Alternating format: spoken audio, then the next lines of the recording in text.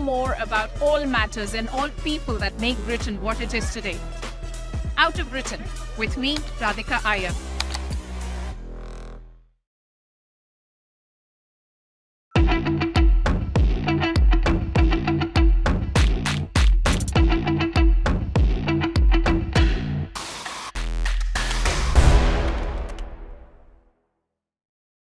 I want to come now to the AMCA. I want to get into that because it is from the AMCA that this entire situation is what it is and why we're talking about it. The fact that the AMCA isn't here. No. The AMCA is a long way off. It's virtual reality. And 2 days, Vishnu, 2 days after Operation Sindoor is when the government cleared what is called the execution model for the AMCA, which basically meant that the private sector and the public sector could compete to build and develop the AMCA. But forget that. Forget about who's going to build and develop it. Where are we with the AMCA and how far away is it? The first prototype rollout was planned for late next year. I'd be very surprised if that takes place. The first flight was supposed to take place in the late 2028. I'll be very surprised if that takes place. There is funding for at least 5 prototypes. I think there is more money being given for more prototypes. Certification scheduled for 2032, right? And induction starts from 2034. That's the best case situation as of now. Yeah. Now, this means that Pakistan, once they start acquiring the J-35 at some stage this year, assuming that they get even 10 every year, it'll be actually at a faster rate, they would be operating stealth aircraft for 10 years, a full decade before India starts acquiring our first one. And with this being our first platform, the AMCA has to really deliver. Yeah. It has to be current. And remember, the Chinese have gone beyond the 5th generation. This is not going to be something we spend billions on to make it a Pakistan-centric platform. It needs to be China-specific as well and Pakistan-specific. And therefore, what the Air Chief said the other day when he was, I think, addressing industry was very important. The AMCA has to be of the current generation when it comes online. Which is 9 years from now. Starting induction in about 10 years from now. Starting. Best case scenario, right? It's 2025, 2035 is what the best case scenario is. Now, therefore, let's not get stuck on the word 5th generation. Yeah. Why? Because the Chinese have already, with their J-36 and J-50, 2 brand new platforms gone beyond 5th generation. There's a big debate in the AvGeek community that, why don't we still call them 5th generation? Others say, no, it's a 6th generation platform. It doesn't matter. The reason this debate is happening, right, on what generation they are, is because they are fundamentally different platforms. Yeah. With and objectives and goals, flying, right, from what we've seen from any other aircraft in aviation history. These are phenomenal designs which the Chinese have got out.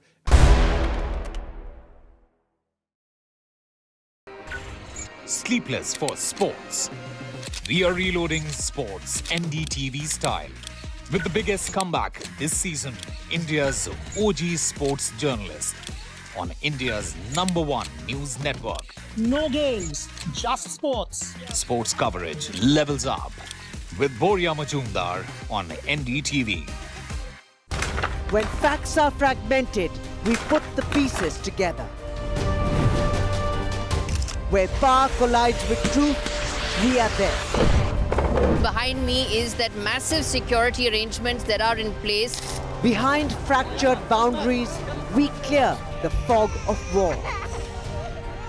Fault Lines with Gauri Dwivedi, only on NDTV World. In today's interconnected world, India's voice is more crucial than ever. When India speaks, the world listens. At NDTV World, we are that voice, bringing you intelligent and insightful news from India and beyond. From geopolitics and diplomacy to economic shifts, migrations, tech disruptions, and the stories of our diaspora. We cover the news that shapes our global future. NDTV World, your new home for global.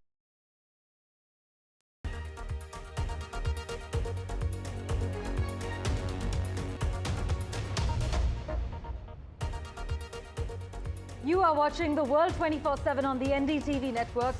I am Parmeshwar Bava. An action-packed bulletin lined up for you. Let's begin with the top headlines you need to know. Prime Minister Narendra Modi will travel to the United Kingdom and the Maldives from the 23rd until the 26th of this month, while India and the UK are likely to formally sign the free trade agreement during this visit. Our Prime Minister will be the guest of honour at the Maldives Independence Day celebrations. Russia is open to peace with Ukraine, but achieving its goals remain a priority.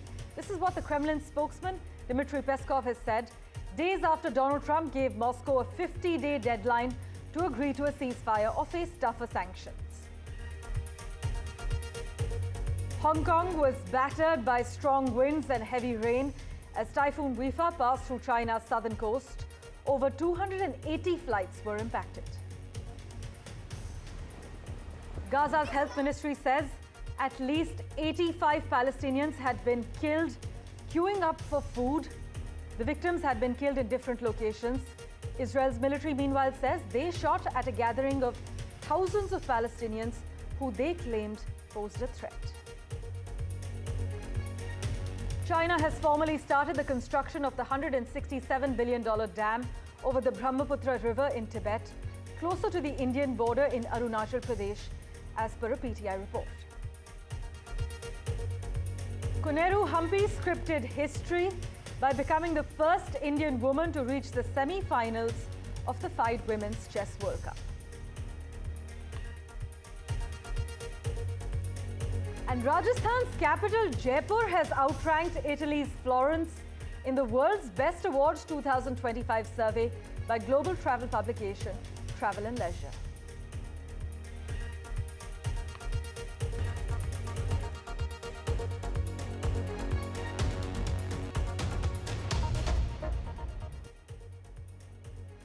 Well, this week, Prime Minister Narendra Modi and his counterpart Keir Starmer will review progress under the India-UK Comprehensive Strategic Partnership with a specific focus as far as trade and the economy is concerned. Also consider tech, defense, security, education and people-to-people exchanges in a bilateral meeting on the 24th of July. Our Prime Minister will also call on King Charles III during this visit that is expected to see formalization of their free trade agreement. By the way, the government has also announced Prime Minister Modi's visit to Maldives, where he will be the guest of honor on the 26th of July Independence Day celebrations. This will actually be Prime Minister Modi's first visit to the country since President Mohammad Muizzu assumed office back in November 2023, signaling a complete turnaround in ties since the controversial expulsion of Indian military personnel, and also the first by any Indian PM on the Maldives' independence anniversary. Here's what to expect.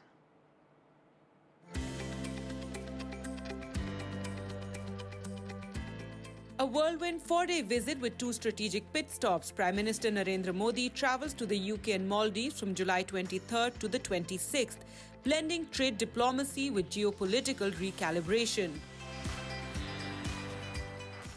In London, Prime Minister Modi will sign a landmark India-UK free trade agreement, the first major post-Brexit deal for Britain and a big-ticket win for Indian exporters. The pact slashes tariffs on 99% of Indian goods headed to the UK while opening India's booming market to British cars, whiskey and more. 3 years of back and forth and now the ink on paper. The FTA promises to turbocharge bilateral trade and deepen the economic embrace between New Delhi and London. Beyond commerce, this visit signals stronger strategic alignment from cybersecurity to climate action and a shared vision for an open Indo-Pacific. From London, Prime Minister Modi heads to Male. He'll be the chief guest at the Maldives' 60th National Day, a symbolic gesture but one steeped in political meaning. This marks his first visit under President Mohammad Muizzu and the first since rocky diplomatic waters stirred by the India Out campaign and the island nation's pivot towards China. Once hailed as the cornerstone of India's neighbourhood-first policy, ties with Male hit turbulence. Now Prime Minister Modi's trip is being seen as a reset, a chance to rebuild trust, reaffirm maritime cooperation, and re-anchor India's strategic footprint in the Indian Ocean. President Muizzu's visit to India last year hinted at a thaw. Modi's presence now sends a strong message that despite differences, diplomacy endures. With Ridhima Kedia, Kargi Rawat for NDTV World. Meanwhile, Nepal's Prime Minister KP Sharma Oli has received an invitation from India for a 2-day official visit in September, as per sources. As per officials from the Ministry of Foreign Affairs in Nepal and another official from the Office of the Prime Minister Oli has received an invitation for a visit to India from the 16th of September, and this possibly will be the shortest visit of the Nepali Prime Minister to India. Nepali envoy to India Shankar Prasad Sharma in an interview also hinted at the visit, stating that Prime Minister Oli would travel to India very soon, as both sides work towards finalizing agreements in key areas. You must note that the ambassador's remarks came 2 days after Prime Minister Oli confirmed that a visit to India was indeed on the cards. In other news, the family of Ranjit Singhs from Jammu and Kashmir, who was abducted in Niger's Dosso region, has appealed to help from the government to help to bring him back safely. His wife Sheila Devi, in a heartfelt message, shared her plight and asked the government for swift intervention into the situation. Just listen in to what his wife Sheila Devi had to say. मेरी ये appeal है अब भारत सरकार से भी, प्रधानमंत्री जी से भी, सबसे डॉक्टर जितेंद्र जी से, सबसे ये अपील है कि मेरे हस्बैंड को, जिनका नाम श्री रंजीत सिंह जी है, उनको सेफली घर वापस लाया जाए। मेरे छोटे छोटे बच्चे हैं, तीन बच्चे हैं मेरे। इन 4 दिनों में मेरी लाइफ बिल्कुल चेंज हो चुकी है। मुझे कुछ पता नहीं है कि मेरे हस्बैंड किस सिचुएशन में है। वहाँ का मुझे गवर्नमेंट का कुछ आइडिया नहीं है, क्योंकि वहाँ पे काफी ज्यादा ये इंसिडेंट जब से मेरे हस्बैंड के साथ हुआ है, मैंने न्यूज में देखा कि वहाँ पे ये सब हो रहा है। Let's turn our attention now to the United States, where President Donald Trump has triggered a political firestorm after posting an AI-generated video depicting former President Obama being arrested inside the Oval Office. This controversial clip, shared via Trump's blog on Truth Social, shows a hyper-realistic video of Obama being handcuffed and led away by federal agents in the same office he once occupied as Commander-in-Chief. This video from Trump has sparked criticism for the US president, with the move actually being called deeply irresponsible because this video did not come with any disclaimer that it's artificial or fictional. No one, especially the president, is above the law.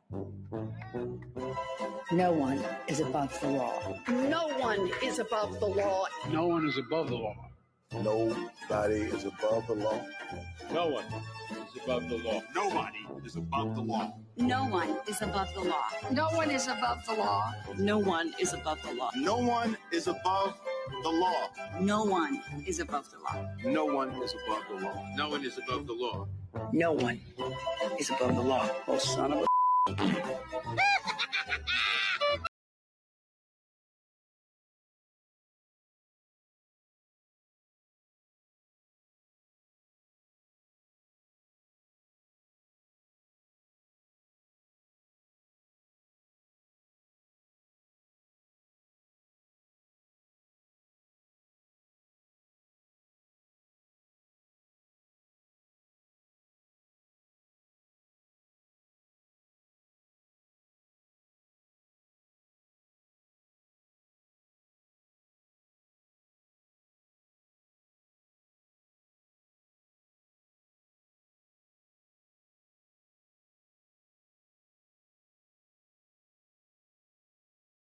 Updates from the US. Well, days after the Justice Department asked a federal judge to unseal grand jury testimony related to the disgraced financier Jeffrey Epstein, Republicans and Democrats have suggested that the move was insufficient and called for the release of more information. US President Donald Trump has been contending with fierce criticism from some of his supporters over his administration's handling of materials related to the sex trafficking investigations of Jeffrey Epstein and his connections to rich and powerful figures on the left as well as right. Mr. Epstein, as you know, died by suicide in 2019 while in federal prison awaiting trial on sex trafficking charges. But for a quick update on what's happening and how things stand on ground zero, we have with us senior journalist and author Spencer Critchley, live from California at the moment. Spencer, always a pleasure to have you on NDTV. Members of Congress, we are given to understand from both parties, say they want to see more files released, while Donald Trump has actually encouraged his base to move on. What's exactly happening? Well, yes, this is just more of the fantasyland version of reality that Donald Trump wants his followers to live within. His supporters, and he as well, have been the ones hyping the Jeffrey Epstein conspiracy theory for many years now. And then all of a sudden, when it looks like his attorney general was actually about to release some information, for some reason, the brakes got thrown on really fast. And of course, the first assumption would be that it's Donald Trump himself who pulled the lever on those brakes. The Democrats, of course, have not been pushing for the release of these files, and they've been criticized for that by the very same people who have been obsessing about Jeffrey Epstein all these years. Possibly, by the way, with good reason. I mean, so far it's a conspiracy theory, but there's plenty of tantalizing evidence there that something fishy has been going on for a very long time. But the Democrats have not been pushing particularly hard. The investigations that have gone on so far have not turned up much solid evidence. Okay. Now, the Democrats are pushing for the release, and many Republicans, as you say, are pushing as well. And it seems entirely reasonable that whatever can be released, redacting names of people who haven't been charged with any crime, for example, should be released. Indeed. Well, you're right. Trump supporters have been hyping the Epstein conspiracy theory, and then all of a sudden, when information was about to be released, Trump's administration seems to have pushed the brakes like how. We'll see how this plays out. Spencer Critchley, thank you so much for joining us on NDTV and making time for us. My pleasure. In other news, Iran has replaced air defenses damaged during last month's conflict with Israel. This is what Iran's Defa press news agency is reporting, quoting Mahmoud Mousavi, the regular army deputy for operations. What happened in June? Well, Israel's Air Force dominated Iran's airspace and dealt a heavy blow to the country's air defenses, while Iranian armed forces launched successive barrages of missiles and drones on Israeli territory. But now Iran says they have replaced air defenses that were damaged. Switching tracks, Indian crypto platform CoinDcx suffered a cyber attack, resulting in around 380 crore rupees being stolen from the company's account. However, the company says no customer funds were affected, but CoinDcx's internal security and operations teams have been working closely with leading cybersecurity partners to investigate the matter, patch any vulnerabilities, and trace the movement of funds too. In fact, the company is also collaborating with its exchange partner to block and recover assets and plans to launch a bug bounty program soon as well. The CEO, Sumit Gupta, has taken to Twitter to assure users that their funds have not been affected. Listen in. Today, one of our internal operational accounts, used only for liquidity provisioning on a partner exchange, was compromised due to a sophisticated server breach. I can confirm that the CoinDcx wallet used to store customer assets are not impacted in this and are completely safe. No customer funds have been impacted. Your assets remain completely safe and protected in our secure cold wallet infrastructure. All the trading activity on our platform, including INR withdrawals, are fully operational. Meanwhile, India has become the world's top player in real-time digital payments, largely due to the rapid growth of the Unified Payments Interface UPI, according to a recent International Monetary Fund note. According to the data from the Press Information Bureau, meanwhile, UPI now processes over 18 billion transactions every month, accounting for 85% of India's total digital payments. In fact, in June alone, the platform recorded 18.39 billion transactions worth 24.03 lakh crore, which is a 32% increase from June last year. My colleague Subhana Sheikh joins us to put this in perspective.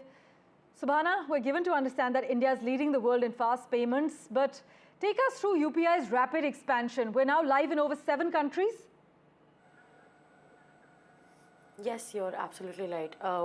It's beyond India at this point. We're live in 7 countries with foraying into France, Europe being the new continent in this space. UPI is actually being felt across borders. What we're also hearing is that UPI's interoperability has catalyzed a shift away from cash and cards, paving the way for a truly digital first economy. The IMF report is also saying that it has been years of planning that has taken UPI to where it is now. It also says that this was kept in mind, the whole UPI journey was kept in mind with financial inclusion in mind, and Jan Dhan accounts, the whole government's Jan Dhan scheme that has also led to this expansion. I believe as of July 9, there have been over 55 crores Jan Dhan accounts that were opened, nearly 558 million accounts. And also, like you rightly said, UPI actually now handles 85% of India's digital payments. So it's a big move for India.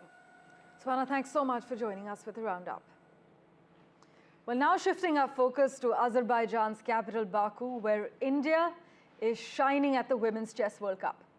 Grandmaster Koneru Hampi has stormed into the semi-finals, becoming the first Indian ever to do so. She held her nerve in a solid draw against China's Yu Song, sealing the deal after winning their first game. Meanwhile, it's an all-Indian showdown between D. Harika and Divya Deshmukh, with both locked into tense draws. They now head to tie breaks, ensuring at least 2 Indians in the final 4. But it's heartbreak for R. Vaishali, who narrowly lost to ex-world champ Tan Zhongyi despite a strong fight. But with India already making history in Baku, the hunt is now on for a spot in the candidates. Slipping into a quick break, back in a moment with the latest updates for you. Do stay tuned.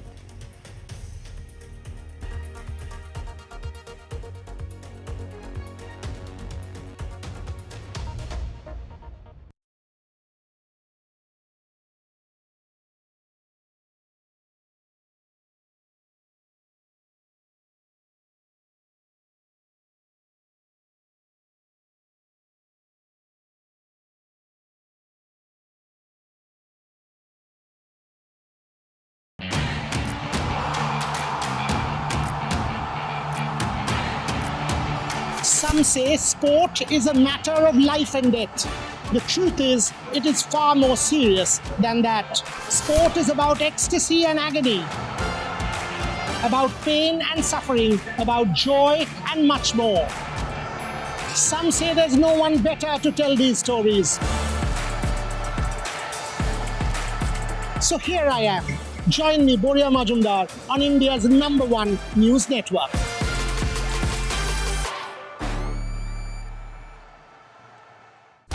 When facts are fragmented, we put the pieces together.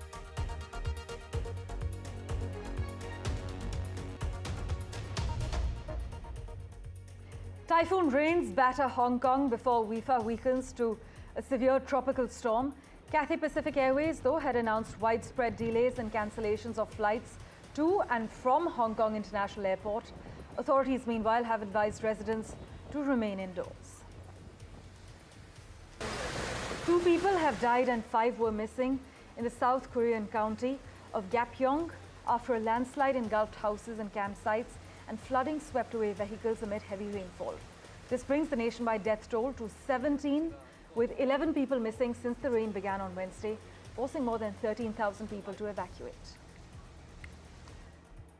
On August 2nd, 2027, the skies over parts of Europe, North Africa and the Middle East are set to host a celestial show, a total solar eclipse of unusual duration.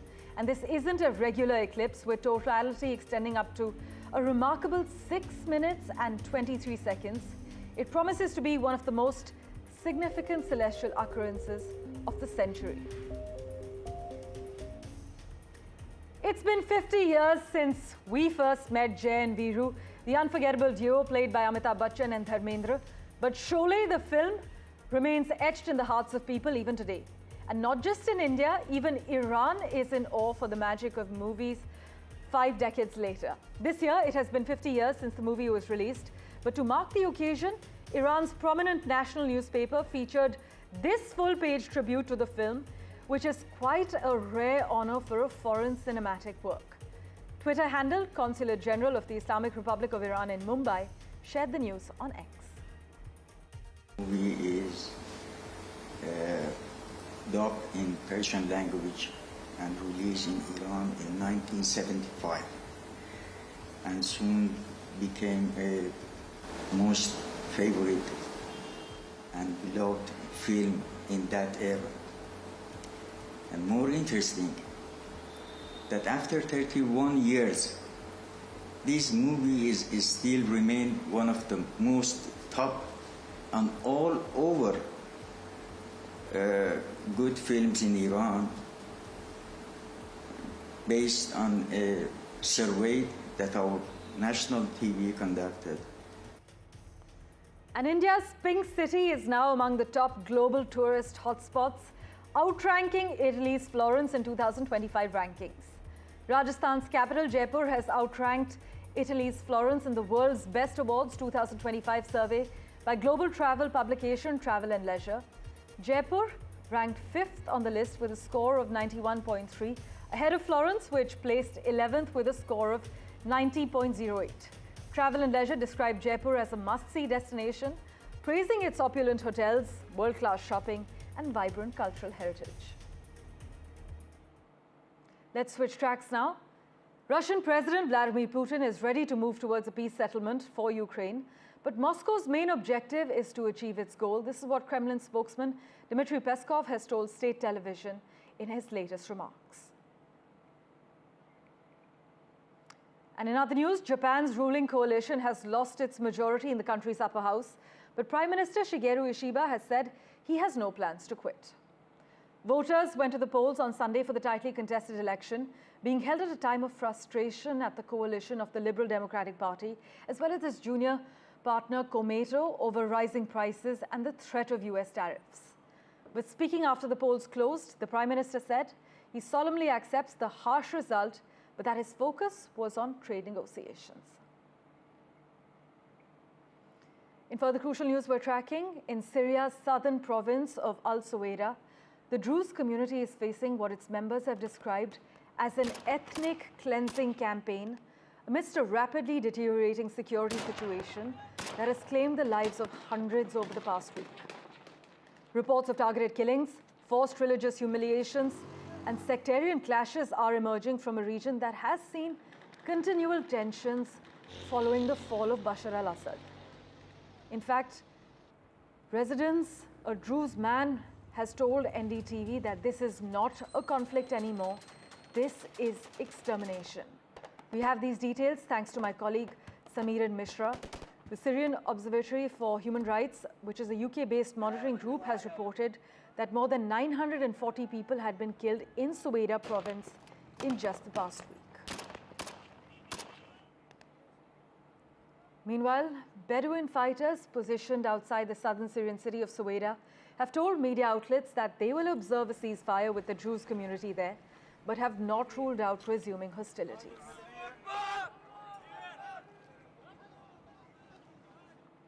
And finally, in a first for India, swapping livers from 2 different hospitals has given a new lease of life for 2 patients. They actually had incompatible family donors, and this exchange has saved their lives. It took a court order. My colleague Sam Daniel has covered this, and it's opened new possibilities, as you can imagine. Sam joins you with the details. See, basically, swap has been legally approved, but within the hospital. What we have done for the first time in India is inter-hospital, because Gem Hospital and Ramakrishna Hospital, we had patients, but all were not compatible. So we had a discussion with their team and we swapped the organs with the government approval. So by doing this, the compatibility is maintained. Donors from these 2 families not compatible with the recipients. So now exchanging. Yeah, correct. Why is this important? So this expands the organ pool for the patients with end-stage liver disease. So the organ shortage can come down by transplanting patients with an organ from a donor from another hospital. Could work well for other transplants as well, be it kidney. Particularly will be applicable only to the living donor transplantations. So for liver as well as kidneys, this inter-hospital swap will open a new avenue and will give a new leash of life to the patients who are in need but don't have a compatible donors within the family. This lead to, say, commercial exploitation leading to organ trade? No, I will specifically say no, because this goes through a strict set of legal protocols, and the government appointed committee oversees all through this run, and then they give a final approval after carefully interviewing both the patient families, their relationship document, their medical reports, and then they give the approval. You had a green corridor put in place with the help of the police? Yes. How long was it? It was 30 minutes. Thank you for investing your time and watching this edition of The World 24/7. As always, we'll keep tracking the latest updates for you. Do stay tuned.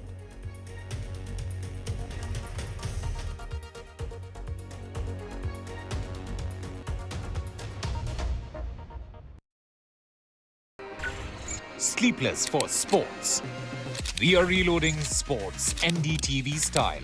With the biggest comeback this season, India's OG sports journalist on India's #1 news network. No games, just sports. Sports coverage levels up with Boria Majumdar on NDTV. When facts are fragmented, we put the pieces together. Where power collides with truth, we are there. Behind me is that massive security arrangements that are in place. Behind fractured boundaries, we clear the fog of war. Fault Lines with Gauri Dwivedi, only on NDTV World.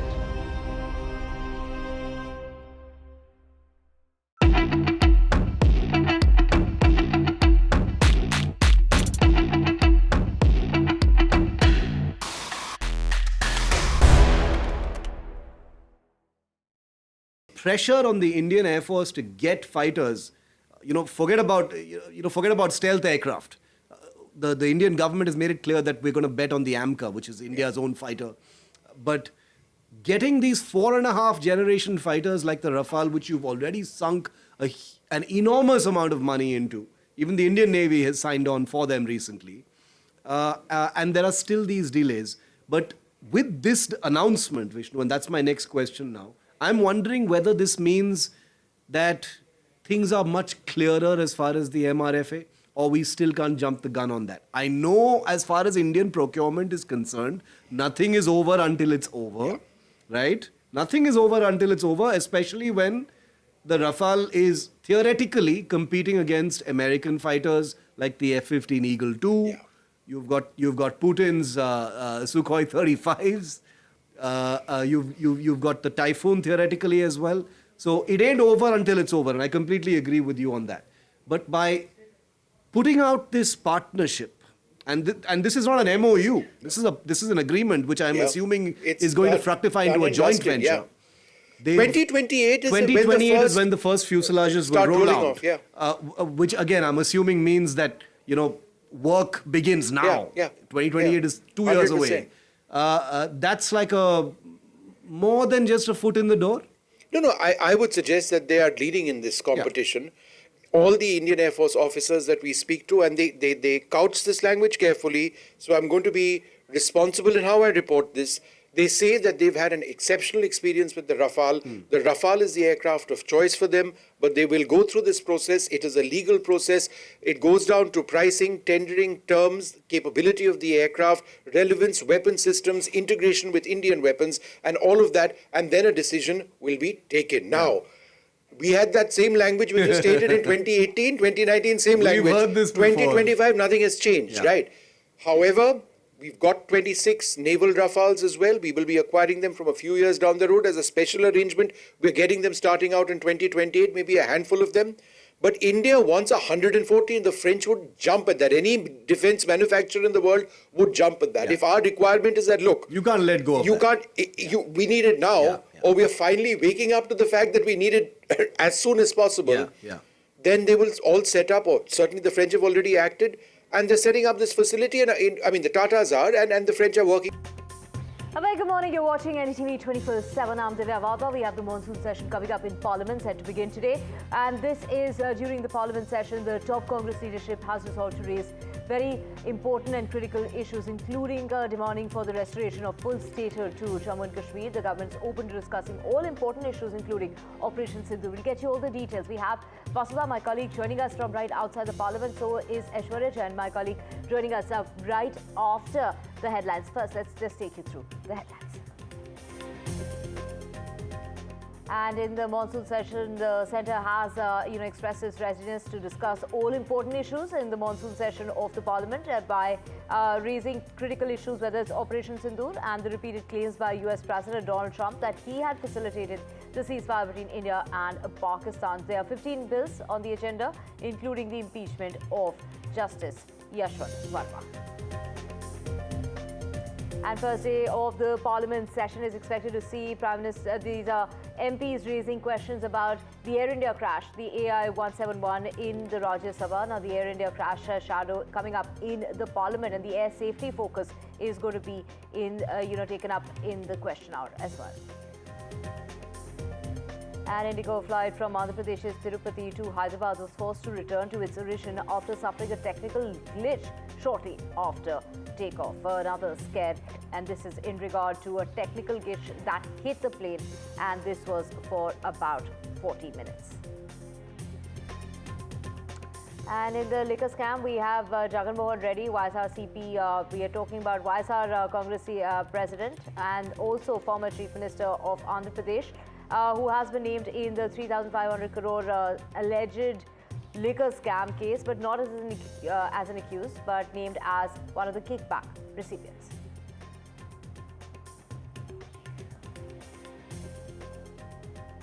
And the crypto crooks strikes again with 380 crores stolen from CoinDcx. CoinDcx assures that the customers' funds are safe.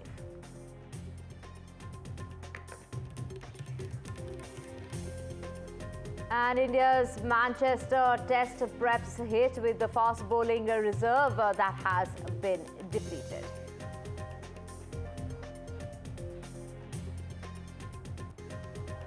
Koneru Humpy scripts history, the first Indian woman to enter the World Chess Series.